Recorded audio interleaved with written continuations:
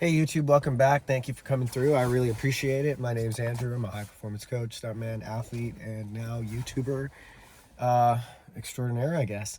Okay, so today's video is about cheaters never prosper. And I know it's a sensitive topic. Last night I spoke about, just faking it till you make it. But the keynote that I mentioned last night was if you're 60% qualified for the job and you think you could do it and it's within your capabilities, go for the job. That's faking it till you make it.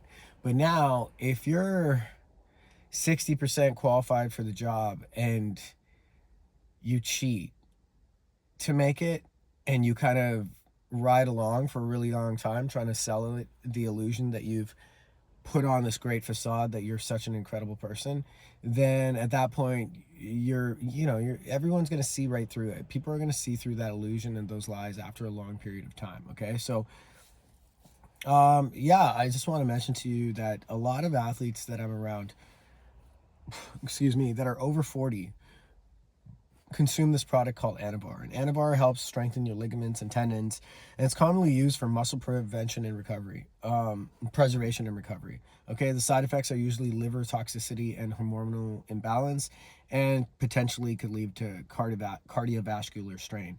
So, with that said, it's not a good avenue to be going into like these sports and trying to sell to individuals and the public that you're at this peak, that you're maintaining this, oh my goodness, I haven't ever declined since my prime. Every athlete goes through a prime, right? Like when you're in biomechanics and kinesiology, you're going through tests and you're seeing tests and you're informed, trained, and educated that the human body has a peak for both male and female, right?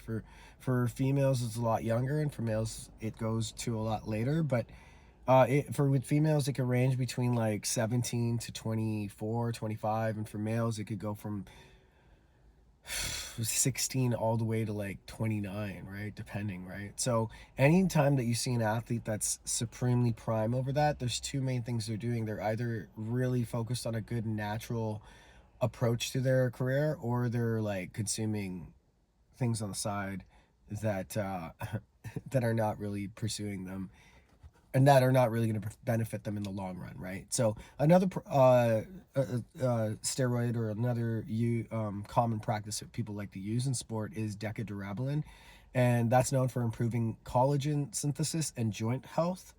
And that is really good, but I mean, at the same time, there's so many other options that you could have. Like for me personally, like if I have a joint injury or a ligament or a tendon injury, I just go right to the Vietnamese restaurant and I have my big bowl of pho. And once I have that, I just give it a few weeks, maybe sometime a few months, and it happens, it recovers.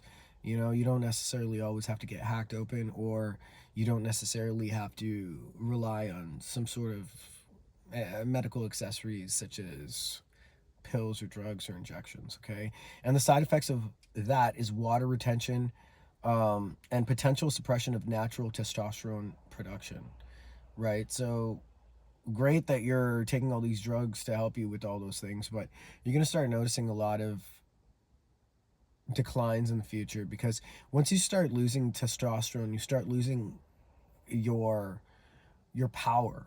Okay, so you could get strength at any age, and you could get speed.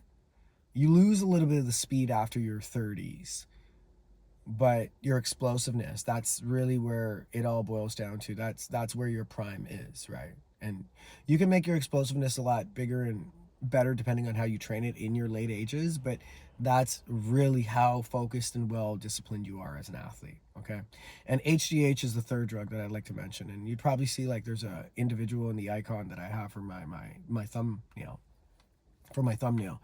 and with that individual, is fully aware, like every 4 years you take a 2 week break, 2 week long leave of absence in the middle of nowhere, and you end up coming back and you start doing like incredibly athletic movements. And we all know what's going on. You aren't fooling anybody, and you're just pretty much on a long-term ride right now, just stacking points and not really impressing anybody. And when you are a self-proclaimed individual saying you're a king, then it's just that just throws me off a bit. I didn't self proclaim myself as Master Khan, that was given to me by all my students and my peers. And that's just how I found it was an appropriate brand to market and sell myself as a 40-plus-year-old professional athlete still. That is a natural individual. I've been offered all these drugs and I just wouldn't take them because I know the side effects would change me as an individual, to start retaining water, to start losing testosterone, um, to start feeling the side effects of a hormonal imbalance and a weak heart. It's just not worth the sacrifice. I'd rather just see my body just naturally age that way. It's a lot more humbling and fulfilling. So why maintaining a natural pursuit over 40 is very important, and especially for people who are high performance or pro. So it's not only people that are like just doing active movements, but it's also people that are like surgeons, doctors, lawyers. Like, in order to keep the brain, mind, and soul fresh and sharp, you have to make sure that you're putting in the right nutrients and you're on the right diet and you're on the right schedule and high performance platform and program that you're following. There's a regime that we all have to follow and a schedule that we all have to practice. So long-term health and longevity enhances often come from enhancements often come from a risk of chronic health conditions like liver damage, heart disease, or hormonal dysfunction. A natural approach helps maintain your body's integrity and allowing for longevity beyond your athletic career. So there's this move called the cork in my sport, and that's like doing a backflip with a full twist, but you do it off one leg with a kick, right? And I know a lot of people, I think after 30, they'd stop, they had lost the ability to do it. And I'm very fortunate to still have that ability, and I'm actually still just training it right now to get it back on my dark side. I used to have it on both sides, but what I'm getting at with this is I made sure that I respected my rest time. I made sure I respected my body's age. I'm not 21 years old anymore. I can't just every night throw cork after cork after cork, 3 hours a night, wake up, no problem, go to work for 8 hours, 12 hours. And that's not feasible for somebody my age anymore. So in these times, I have to really start focusing on what's important. What's important is approaching those goals with maximum performance, but incredible execution. In order to do that, you have to start thinking about the numbers now, right? So I put in the numbers of 10,000 to get those reps properly, to master the cork and land it and have it consistent. So now when I'm training it, in order to keep it consistent, I have to just make sure that my numbers are pristine and that my energy levels are right, so that way when I execute the move, it's done right, correctly, and just it's something I know I could trust when I need it, right? So uh ethical integrity and goal, and the ethical integrity about all this is you become a great role model for your status, right? People are going to notice that. People are going to notice that, man, this person actually is able-bodied and able to do all these things and knowledgeable in all of these things, and he didn't cheat it, or she didn't cheat it. They didn't cheat their way to that victory. They earned every step of their goal. And in my pursuit, like, I've been offered it to gain mass, and there's a lot of times where I might have to double kids, or I might have to be thrown on a wire, and it helps if I'm less than 130 pounds. If I'm over 130 pounds, I don't mind it, but I just feel like it's too much of a strain for the pullers, because depending on, like, if I'm doing wire work and they put like a wire on me and they have to lift my body up and swing me across a room, the lighter I am, the easier it is for me to get swung. Also, certain things, like if I'm doing stunts, like mechanical stunts, like getting hit by a car, rolling out of a car, flying off a motorcycle, flying off a bicycle, any kind of stair fall, anything that involves high impact of the body hitting the cement or the ground, being a lighter weight just means that there's less force on impact. And if I maintain a good athletic and training regime, then I will condition my body for that force and impact, and I'll be able to take those hits consistently multiple times through a longer period of time, just by maintaining a good structured balance regime and training regime. Okay.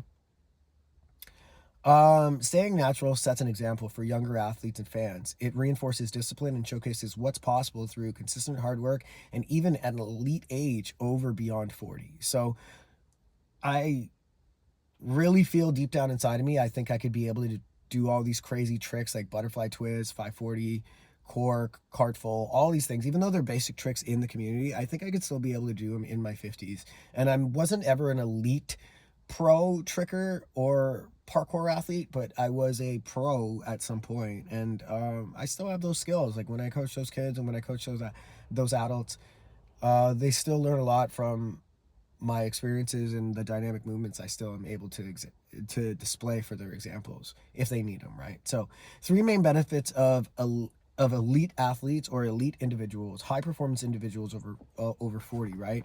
Improved recovery through smart training. So every type of smart training we do, whether it's brain wise, cerebral, or it's physical, um, the consistency is really good.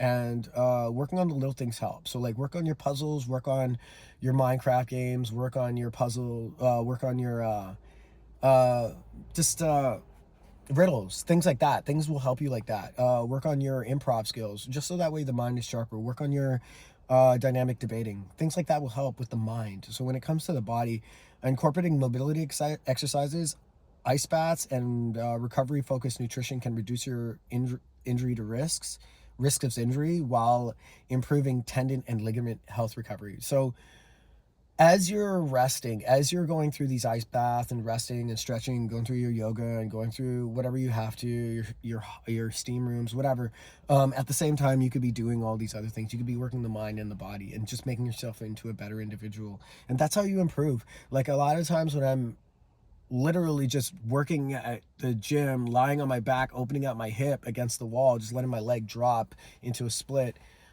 at that point I'm online studying and researching like possible ways to help other athletes approach in their training, execute their moves, fulfill their dreams, fulfill their goals.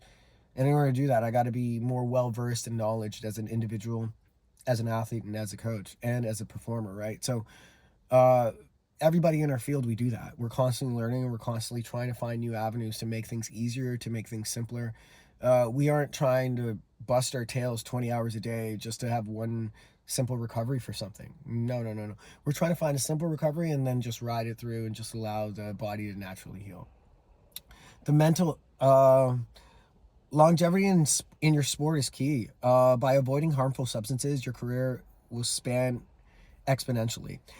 Fewer side effects mean your body can handle intense demands for longer periods. And that's what I was talking about. Like in the field of stunts, when we hit the cement, I see people half my age that can't even handle that. And it's like, I get it. You haven't trained it, or maybe this is new to you, but if you're going to be in this and you're going to play with the big boys and the big girls, you better be expected to move like the big boys and big girls. And if you can't keep up with us, then that's either an eye opener to that you aren't in the right department, or that you have to improve, right?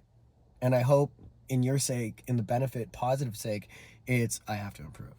Okay, the mental edge and legacy. Knowing that you've achieved success without shortcuts builds confidence and mental toughness. It also preserves your legacy as an elite, okay, high performing athlete and ethical individual. People love ethical individuals. I know it's not really a cool thing, but it's about leading by example. Like just think in the future when you have kids, would you want those kids being led by somebody who cheated their way to the top? Or would you want somebody being led by a person who went through the dark days with their people, but then stayed with their people and fought for their people and then won for their people and then stayed and won for their people even more?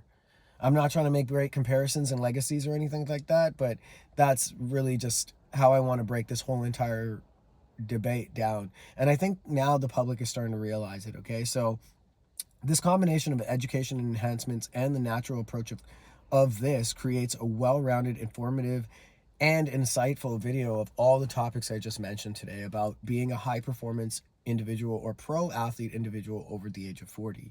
Or if you feel that you've got the mature mind state, you're very young, but you see the world at like a very mature and business like level, corporate type of level, then thank you for watching this video. I just want to say thank you so much for everything. Like and subscribe. I hope you guys have a wonderful time. This has been a wonderful journey. I am going to be pursuing more of these videos. I'm going through a lot of ups and downs right now, but we're just going to make this happen. And 2025 is going to be a great year for small creators. So once again, check out the YouTube channel. I'm going to come out with new concepts and new ideas about all sorts of videos. It's not just always going to be about talking about YouTube or talking about making money. It's going to be talking about the psychology of sport. And I wouldn't be able to document all this unless I started this YouTube channel. So please join me and start your YouTube channel. Show me your YouTube channel in the comments, and be safe, be good. Tell me your thoughts. I love you so much. Take care.